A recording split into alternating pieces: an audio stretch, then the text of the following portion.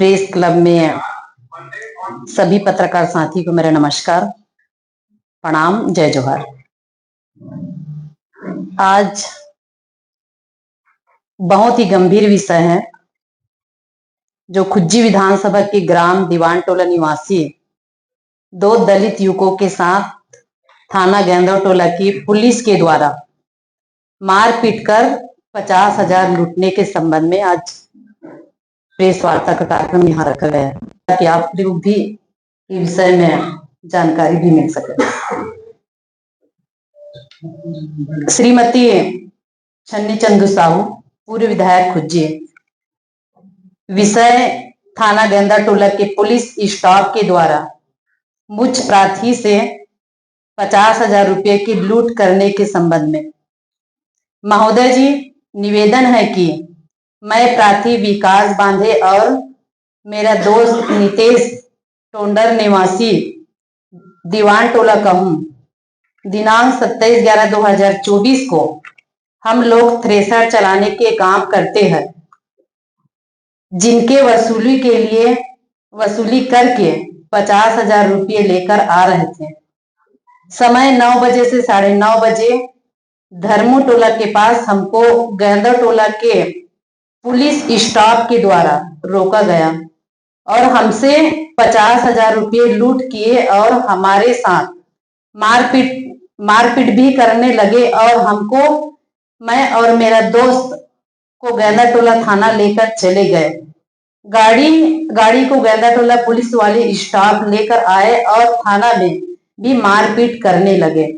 उनके बाद हम दोनों को रात को 2:30 बजे हम थाना से जाने के लिए कहा गया। फिर हम लोग अपने गाड़ी को चलाते हुए कैसे भी करके घर पहुंचे। फिर दूसरे दिन 25/11/2024 को छुरिया के सामुदायिक स्वास्थ्य केंद्र में आए और अपना इलाज करवाए। फिर छुरिया थाना से फोन आया तो हम छुरिया थाना गए, जहां कोई पुलिस विभाग का साहब आया था। उनके द्वारा हमसे लूट के घटना के संबंध में पूछा गया। फिर मेरे और मेरे दोस्त के द्वारा लिखित में घटना का विस्तार से दिया गया। फिर हम घर चले गए। मैडम जी, हम लोग बहुत गरीब परिवार से हैं। हमारे 2-3 महीना की कमाई 50,000 रुपये पुलिस के द्वारा लूट लिए गए और जिस कारण हमारी आर्थिक स्थिति खराब हो गई है।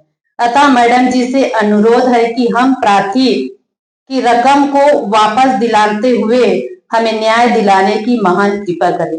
प्रार्थी विकास बांधे, नितेश कुमार। ग्राम दीवान टोला के 2 दलित युवा जो अपने जीवन यापन करने के लिए थ्रेसर की मशीन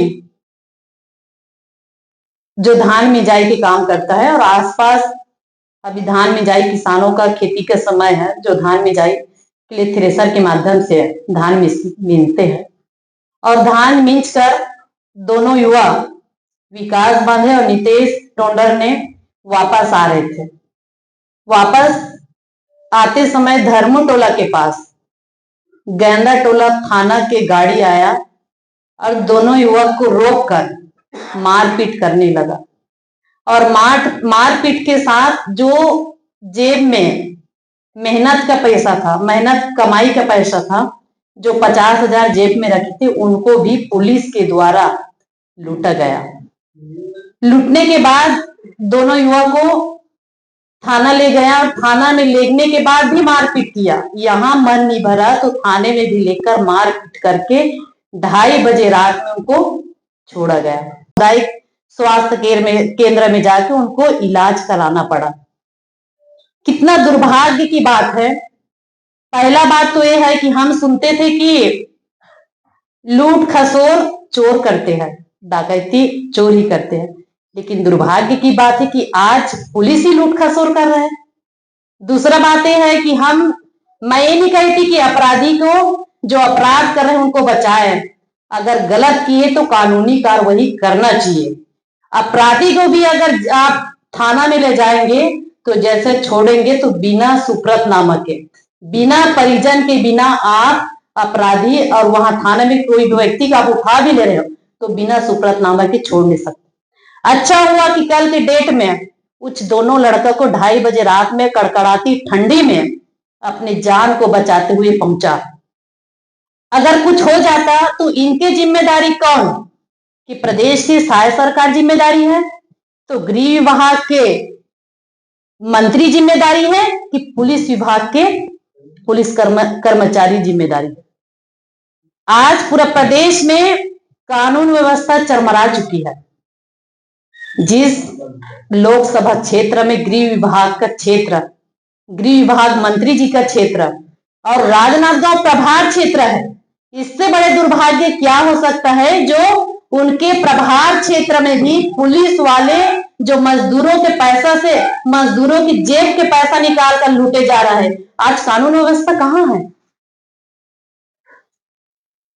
इनका जिम्मेदारी मैं तो मानती हूं, अगर जो प्रभार क्षेत्र नहीं संभाल पा रहा है तो प्रदेश के कानून व्यवस्था कैसे संभालेंगे? आज पूरा प्रदेश में चाहे बलौदा बाजार का हो चाहे लोहारीडीह का घटना देखो, कितना निंदनीय विषय है कि प्रदेश में आज कानून व्यवस्था, जिस कानून आज देखो रायपुर जैसे शहर में बस स्टैंड में सार्वजनिक जगह में 50 साल की महिला के साथ अनाचार, दुराचार, बलात्कार, ये विष्णुदेव शायद भारतीय जनता पार्टी की सरकार में ये स्थिति है। तो मैं कहना चाहती हूं कि अगर दो पीड़ित युवा जो न्याय के गुहार लगाने के लिए मेरे पास आए हैं, निश्चित रूप से उनको न्याय मिलना चाहिए। और जो इलाज भी कराए हैं कि इतने पिटाई किए उनको इलाज भी कराना पड़ा, जिनका कागज, दोनों युवा का जो इलाज करवाए हैं उनका कागज भी मेरे पास है। तो ये कहां है कानून व्यवस्था? ये कितने दुर्भाग्य की बात है। प्रदेश में कानून व्यवस्था कहां है? एक पुलिस वाले लूटने का काम कर रहा है।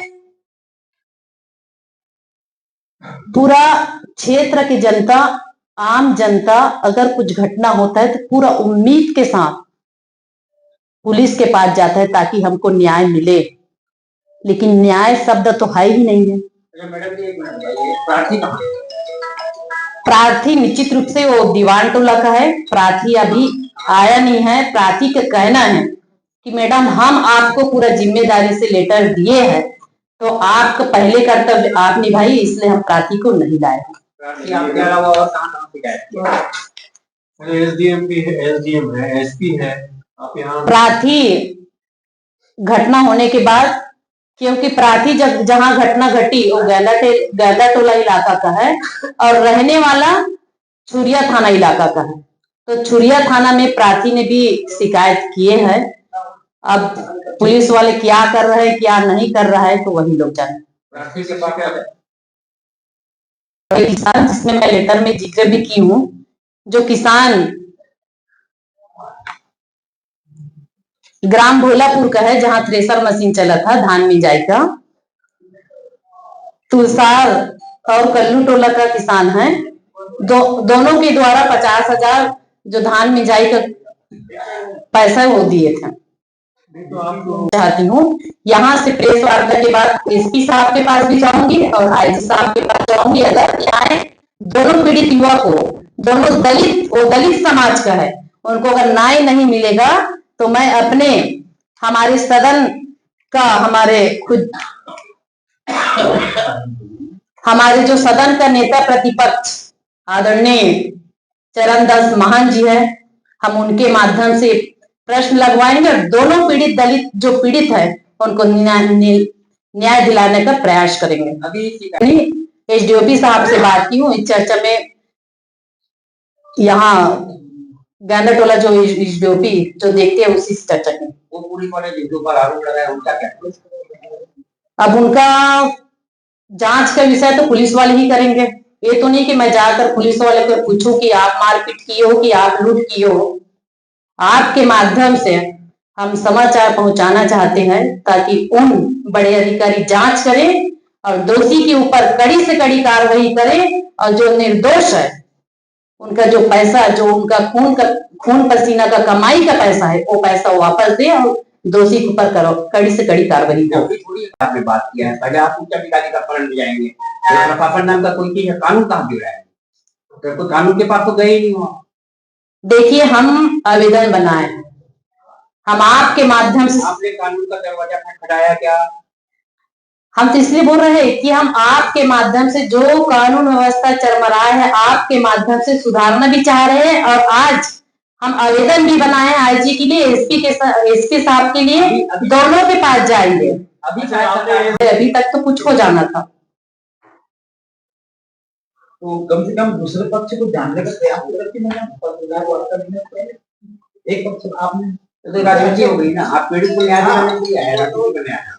अब यही से पूछते भी आप जो लोग हैं किस प्रकार से हमको रोक कर कि आप बोलो कि हमको छुरिया पुलिस वाले शराब बेचवाते हैं, ऐसे बोलो करके बोले, मतलब एक दूसरे आपस में, मतलब एक थाना दूसरे थाना वाले का आरोप लगा रहा है, दूसरा थाना तीसरे थाने वाले का आरोप लगा रहा है, तो कहाँ है कानून व्यवस्था? लड़के लोग शराब बेचते हैं क्या? शराब नहीं बेचते हैं, लेकिन फंसाने का उनको प्रयास किया जा रहा है। व्यक्ति को न्याय नहीं मिलता, इसलिए हम चाहते कि आपके माध्यम से उस पीड़ित व्यक्ति को न्याय मिले। और हम ही नहीं कहते कि आज चलो ये घटना है, हम कभी नहीं बोलते कि अगर कोई गलत कर रहा है तो उनके ऊपर कार्रवाई, अगर गलत नहीं किया है तो उनके ऊपर कार्रवाई नहीं होना चाहिए, और गलत किए तो कार्रवाई होना चाहिए। मारपीट के संबंध में आपको क्या कहना? देखिए, आप बीच रास्ता में रोक कर मारपीट करना, क्या कानून व्यवस्था यही है? अगर गलती अपराध किए है अगर, तो वहां जाकर पूछताछ करना चाहिए, कानूनी तौर पर जो कार्रवाई बनती है वो करना चाहिए, बल्कि आप मारपीट करके पैसा लूट लोगे तो ये तो संभव ही नहीं है ऐसा करना। मैडम, मैं उस क्षेत्र का पूर्व विधायक हूँ और पूरा उम्मीद के साथ, अगर पीड़ित, वर्तमान आपके पार्टी के विधायक भी हैं, आपके क्षेत्र से जाते हो, कांग्रेस के विधायक है भोलाराम साहू जी। देखिए, पीड़ित युवा मेरे को लेटर दिए, मेरा कर्तव्य बनता है उनको न्याय दिलाने। अंतर देखिए, अंतर क्षेत्र का जनता बताएंगे कि अंतर क्या है। अगर मेरे को लगता है, अगर कोई पीड़ित व्यक्ति मेरे को आवेदन दिया है, मेरे को शिकायत किया है, तो मेरा कर्तव्य पहले बनता है कि मैं उनको न्याय दिला सकूं। न्याय दिलाने की बात ठीक है, अभी आप न्याय के लिए खड़े हैं, पर जहां आप दलित वाला बात बोल रहे, दलित प्रताड़ना वाली बात बोल रहे, तो आपके साथ तो अनुसूचित जाति का जो प्रकोष्ठ आपका कांग्रेस का है वो भी कहीं नजर नहीं आ रहा है, क्यों ऐसा? देखिए, क्षेत्र में जैसे मैं साहू समाज की, तो ये नहीं कि मैं साहू समाज के लिए काम करूं, क्षेत्र में सब समाज के निवास करते हैं और मेरा कर्तव्य है कि चाहे दलित हो, चाहे ओबीसी हो, चाहे सामान्य हो, कोई भी समाज का कोई व्यक्ति आ रहा है तो मैं उनको फिर दोहराना चाहूँ कि न्याय दिलाने का प्रयास करूँ। इनको पीटने में कितने पुलिस कर्मी? अब उतने मेरे पता होता तो प्रेस वार्ता करने की जरूरत ही नहीं पड़ता। आपको तो प्रार्थी ने बताया होगा कि भाई मेरे को 2 लोग मारे हैं, 4 लोग मारे हैं, एक मारा है, उनका क्या कहना है?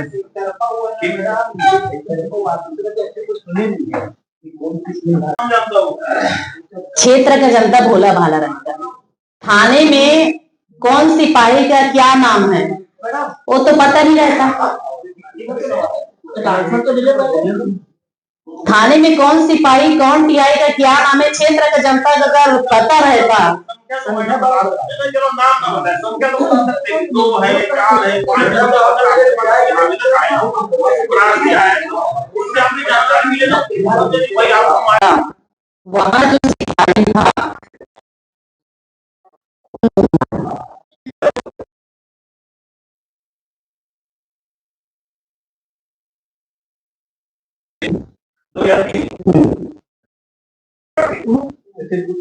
मैडम, जो लड़के मार खाए हैं पुलिस के द्वारा, उन पर तो दारू तस्कर का आरोप है, कुछ गुंडे हैं उनके खिलाफ एफआईआर है। देखिए, मैं इसी बात को दोबारा दोहराई, मैं इसी बात को दोहरा रही हूँ, अगर वो अपराधी है, अपराध करते हैं तो कानूनी कार्रवाई करना चाहिए।